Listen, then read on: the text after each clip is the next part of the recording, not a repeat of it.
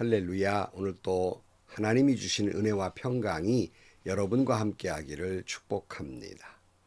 예수님이 십자가를 앞에 놓고 고민하여 죽을 지경이 됐을 때도 철없는 제자들은 서로 간에 누가 높으냐로 다투고 있었습니다. 오늘 우리 주변에 많은 갈등들이 있습니다. 그 분쟁의 이유가 무엇이겠습니까? 그 끔찍한 전쟁의 이유는, 그 명분은 무엇이겠습니까? 특별히 불행히도 믿는 이들 가운데에도 갈등과 분쟁이 있습니다. 그 명분은 한결같죠. 주님을 위해서, 믿음을 위해서, 진리를 위해서, 교회의 질서를 위해서 명분을 세우면서 갈등하고 싸웁니다. 언제가 말씀드린 대로 하나님 팔이를 하고 있다는 말씀입니다. 왜 그런 말씀을 드리냐면 그 속에는 하나님은 간대 없고 자기들 자존심을 위한 싸움이에요. 자신들의 권익을 지키기 위한 다툼이에요. 교회의 주도권 싸움이에요. 누가 높으냐 하는 서열 싸움이에요. 그 속에는 진정한 하나님은 없습니다. 그 속에는 예수님도 없습니다. 그 속에는 하나님의 뜻도 없습니다. 그냥 자기만 있을 뿐이에요. 명분은 내세워도 속사람을 보면 그렇습니다. 성도 여러분, 혹여 여러분 가운데 그런 불편한 일이 있으면 당장 멈추어야 합니다. 멈추지 않으면 하나님의 심판이 있을 것입니다. 오늘 아침 하나님께서 우리에게 허락해 주신 말씀은 사무엘하 2장 12절에서 32절 말씀입니다. 어느 날 넬의 아들 아브넬이 사울의 아들 이스보셋의 부하들을 거느리고 마하나임을 떠나 기브온으로 갔다. 스루야의 아들 요압도 다윗의 부하들을 거느리고 나서서 두 장군이 기브온 연못을 사이에 두고 서로 맞붙게 되었다. 한편은 연못의 이쪽에서 또 한편은 연못의 저쪽에 진을 쳤다. 그때 아브넬이 요압에게 이런 제안을 하였다. 젊은이들 내세워서 우리 앞에서 겨루게 합시다. 요압도 그렇게 하자고 찬성하였다. 젊은이들이 일어나서 일정한 수대로 나아갔는데 사울의 아들 이스보셋 쪽에서는 베냐민 사람 12명이 나왔고 다윗의 부하들 가운데에서도 12명이 나왔다. 그들은 서로 상대편 사람의 머리카락을 거머 죽이고 똑같이 상대편 사람의 옆구리를 칼로 찔러서 모두 함께 쓰러져 죽었다. 그래서 기브온에 있는 그곳을 헬갓 하수림, 곧 칼의 벌판이라고 부른다. 그날의 싸움은 가장 치열하게 번져갔고 결국 아브넬이 거느린 이스라엘 군대가 다윗의 군대에게 졌다. 마침 그곳에는 스루야의 세 아들 요압과 아비새와 아사엘이 있었는데 아사엘은 들에 사는 노루처럼 다른 박질을 잘하였다. 아사엘이 아브넬을 뒤쫓기 시작하여 오른쪽으로나 왼쪽으로 빗나가지 아니하고 아브넬만 바싹 뒤쫓았다. 아브넬이 뒤를 돌아보면서 아사엘 바로 너였구나 하고 말하니 아사엘이 그래 바로 나다 하고 말하였다. 그러자 아브넬이 그를 타일렀다. 나를 그만 뒤쫓고 돌아서서 가거라. 여기 나의 좌우에 있는 젊은이나 한 사람 붙잡아서 그의 군복을 벗겨가지고 가거라. 그러나 아사헬은 그가 뒤쫓던 길에서 물러가려고 하지 않았다. 아브넬이 다시 한번 아사헬을 타일렀다. 너는 나를 그만 뒤쫓고 물러가거라. 내가 너를 쳐 죽여서 너를 땅바닥에 쓰러뜨려야 할 까닭이 없지 않느냐. 내가 너를 죽이고 어떻게 너의 형 요압을 보겠느냐. 그런데도 아사헬이 물러가기를 거절하니 아브넬이 창끝으로 아사헬의 배를 찔렀다. 창이 그의 등을 뚫고 나왔으며 그는 그 자리에 쓰러져 죽었다. 아사헬을 따르던 사람들이 그가 쓰러진 곳에 이르러서 모두 멈추어 섰다. 그러나 나머지 두 형제 요압과 아비새는 아브넬을 계속 뒤쫓았다. 그들이 기브온 광야로 들어가는 길가에 기아 건너 쪽에 있는 암마 언덕에 이르렀을 때 날이 저물었다. 그때 아브넬을 따르는 베냐민 족속의 군인들은 언덕 위에서 아브넬을 호위하고 버티었다. 거기에서 아브넬이 요압에게 휴전을 제의하였다. 우리가 언제까지 이렇게 싸워야 하겠소? 이렇게 싸우다가는 마침내 우리 둘 다 비참하게 망하고 말지 않겠소? 우리가 얼마나 더 기다려야 장군이 장군의 부하들에게 동족을 추격하지 말고 돌아가라고 명령하겠소? 요압이 대답하였다. 하나님의 살아계심을 두고 맹세하오. 장군이 이런 제안을 하지 않으셨으면 내 군대가 내일 아침까지 추격해서 장군을 잡았을 것이요. 요압이 나팔을 부니 모든 군인이 멈추어 섰다. 그들은 더 이상 이스라엘을 추격하지 않고 더 이상 그들과 싸우지 않았다. 아브넬과 그의 부하들이 그날 밤이 새도록 아라바를 지나갔다. 그들은 요단강을 건너고 비드론 온 땅을 거쳐서 마하나임에 이르렀다. 요압도 아브넬을 뒤쫓던 길에서 돌아와서 군인들을 점호하여 보니 다윗의 부하 가운데 19명이 없고 아사헬도 없었다. 그러나 다윗의 부하들은 아브넬의 부하 가운데에서 베냐민과 아브넬 군인을 360명이나 쳐 죽였다. 요압과 그의 부하들은 아사헬의 죽음을 메어다가 그의 아버지가 묻혀 있는 베들레헴의 무덤에 장사하였다. 그리고 그들이 밤이 새도록 걸어서 헤브론에 이르렀을 때 아침 해가 떠올랐다. 아멘. 여러분, 우리가 살고 있는 지구촌의 역사를 보면요, 어느 한날 전쟁이 멈춘 적이 없었어요. 하루도 전쟁이 없는 날이 없었듯이 사람이 모인 곳에는 갈등이 없을 수 없는 거예요. 항상 갈등이 있기 마련이지요. 근데 무슨 명분을 다 내세우지요. 그러나 지난 시간에도 봤듯이 그들의 내면을 보면 명분이 아니라 그 속사람에게는요, 교만이 있어요. 내가 왕이다. 그런 것이 있는 거예요. 혹시 여러분 중에 내가 갈등이 있긴 하는데 나는 그런 마음은 없는데요 라고 할 수 있고, 그것이 여러분의 마음에 없을 수도 있습니다. 그러나 자기에게 속고 있는 경우가 많아요. 자기는 그런 마음이 아니지만 속사람이 벌써 교만해져서 내가 왕이다 하는 생각이 있는 겁니다.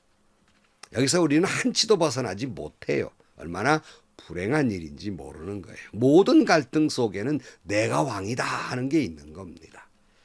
12절 말씀에 보면 어느 날 넬의 아들 아브넬이 사울의 아들 이스보셋의 부하들을 거느리고 마하나임을 떠나 기브온으로 갔다. 스루아의 아들 요압도 다윗의 부하들을 거느리고 나서서 두 장군이 기브온 연못을 사이에 두고 서로 맞붙게 되었다. 한편은 연못의 이쪽에 또 한편은 연못의 저쪽에 진을 쳤다. 그래서 여기 자꾸 등장하는 아브넬이라는 사람, 사울의 군대 장관인데요. 이 아브넬이라는 사람은 굉장히 욕망가이고요. 아주 비겁한 사람이고 탐욕이 많은 사람입니다.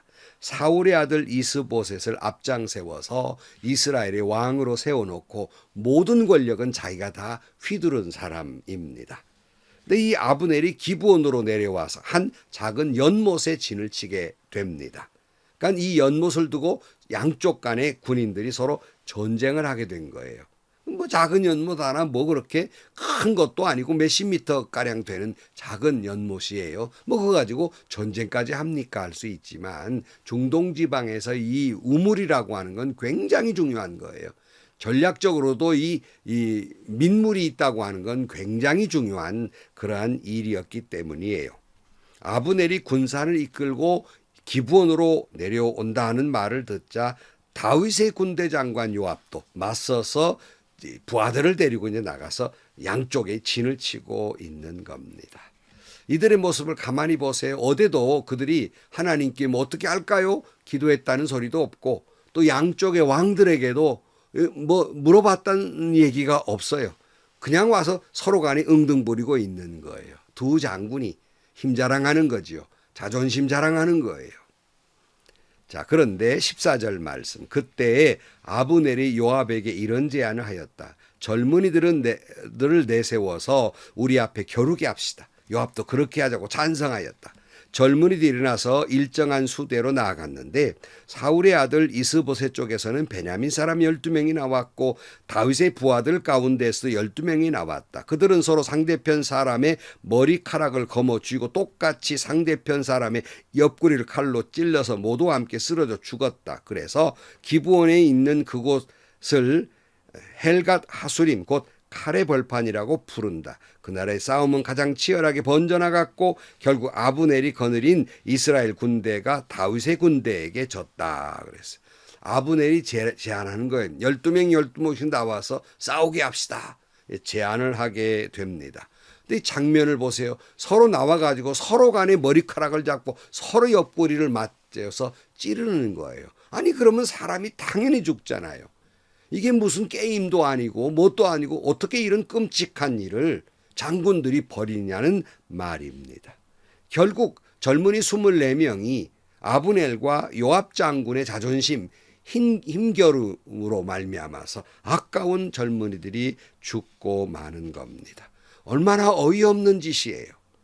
근데 여러분, 우리가 서로 간에 요즘 우리 주변에 칼로 죽이는 일은 없지만 이러한 힘겨루기, 이러한 자존심 싸움, 이것 때문에 얼마나 많은 영혼들이 죽어가고 얼마나 많은 영혼들에게 상처를 입히고 얼마나 많은 사람들이 신앙적으로 고통을 받고 때로는 신앙을 잃어버리는 경우가 얼마나 많이 있습니까? 불행한 일이에요. 30절 말씀에 보면 요압도 아브넬을 뒤쫓던 길에서 돌아와서 군인들을 점호하여 보니 다윗의 부하 가운데 11명이 없고 아사엘도 없었다. 그러나 다윗의 부하들은 아브넬 부하 가운데 베냐민과 아브넬 군인을 360명이나 쳐 죽였다. 24명만 죽은 것이 아니라 나중에 이 끔찍한 전쟁에 서로 간에 이제 휴전을 하고 돌아와서 계수를 해보니까 다윗의 부하 아사엘과 더불어서 20명이 다 죽었어요. 뿐만 아니라 아브넬의 부하 360명이 죽습니다. 이런 끔찍한 일, 이런 어이없는 명분도 없는 전쟁, 연못 하나 놓고 서로 간에 자존심으로 겨루다가 수많은 젊은이들만 죽고 마는 거예요. 이 어리석은 싸움입니다. 제가 목회하는 동안에 저희 교회에 새로 등록하신 분들을 제 목양실에서 만나는 일들이 있는데 이게 교회를 나오게 된 새 신자도 있고 옮겨온 신자도 있는데요. 그러다 보면 교회를 옮긴 분들이 계시고 왜 오셨습니까? 물으면 각 교회의 사정들을 알게 됩니다. 미안하지만 그들의 말 속에서 보면 참 교회들마다 정말 갈등이 많고 여러분 그 갈등의 대부분은 죄송하지만 목사와 장로와의 싸움이 제일 많이 있습니다. 또 뿐만 아니라 요즘은 또 장로와 안수 집사들 간에 또 싸움이 참 많아져 가고 있습니다. 물론 이들의 분쟁 속에는 다 교회를 위해서고 교회 질서를 위해서고 주님의 뜻을 위해서고 정의를 위한 것이라고 명분은 내세웁니다. 그러나 아까 말씀드린 대로 속을 가만히 들여다보면 다 내가 왕이다는 거예요. 주도권 싸움을 하고 있는 겁니다. 자존심 싸움을 하는 거예요. 집사가 높냐, 장로가 높냐, 목사가 높냐 이러고 싸우는 거예요. 누가 더 높으냐, 누가 교회의 주인이고 누가 교회의 헤게모니를 쥐고 있냐 이 싸움을 하고 있는 겁니다. 이것 때문에 오히려 여린 평신도들이 사랑했던 교회를 떠나서 이리저리 방황하는 목자 잃은 양처럼 이리저리 방황하다가 저희 교회에 와서 눈물을 흘리면서 그동안 그렇게 사랑했던 교회에서 받은 상처 때문에 몸부림치는 모습을 볼 때에 얼마나 가슴 아픈 일인지 모릅니다. 개인적으로 무슨 교인 몇 사람 불어나는 그게 얼마나 즐거운 일이겠습니까? 그들의 상처를 생각하면 하나도 즐겁지 않습니다. 그 신앙 여린 평신도들이 목사와 장로의 싸움 때문에 상처를 입고 그처럼 괴로워하고 방황하고 어느 교회를 갈까 갈 곳을 잃고 괴로워하는 모습 얼마나 저 자신도 화가 나는 일인지 모릅니다. 목사 장로 지들끼리야 싸우고 교회의 주도권을 잡든지 누가 이겼든지 간에 나는 교회를 지켰네, 나는 그래도 신앙을 지켰네 라고 자랑할지 모르지만 믿음이 연약한 여린 평신도들이 상처를 입은 건 어쩌란 말이에요. 이런 분들의 상처를 누가 책임질 겁니까? 자기들이야 다투고 그저 교회를 지킨다고 하고 있지만 이 여린 신앙인들의 고통을 어쩌란 말이에요. 누가 책임질 겁니까? 다투고 있는 목사님들, 장로님들, 여러분들이 계속 그렇게 교회에서 다투고 있는 것은 또다시 예수님을 십자가에서 옆구리에 창을 찌르는 것과 같습니다. 예수님을 아프게 하는 일입니다. 분명히 경고할 수 있는 것은 평신도들에게 상처를 준 목사와 장로들 반드시 심판을 받을 것입니다. 그 믿음 여린 성도들의 눈에서 눈물을 흘리게 했고 그 신앙마저 잃게 했던 그들의 영혼의 책임을 반드시 하나님 앞에서 다 묻게 될 것입니다. 뭐 그들이 믿음이 약해서 교회가 흔들리지만 그래도 교회를 지켜야 되죠. 이런 소리 해서는 안 됩니다. 안 통합니다. 그 영혼에 대한 책임 목사들 져야 합니다. 장로들이 져야 합니다. 집사들이 져야 해요. 명분은 내가 왕이다 한 싸움 아니었습니까? 여기 명분 없는 전쟁 때문에 아까운 젊은이의 생명이 희생이 돼요. 혹시 우리 나름대로 교회를 위해서 믿음을 위해 질서를 위해 싸운다고 하지만 다시 말씀드립니다만 그 속에는 내가 왕이다 하는 거예요.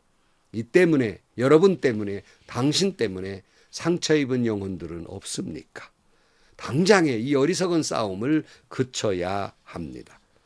로마서 12장 15절 말씀에 기뻐하는 사람도 함께 기뻐하고 우는 사람들과 함께 우십시오. 서로 한 마음이 되고 교만한 마음을 품지 말고 비천한 사람들과 함께 사귀고 스스로 지혜 있는 체 하지 마십시오.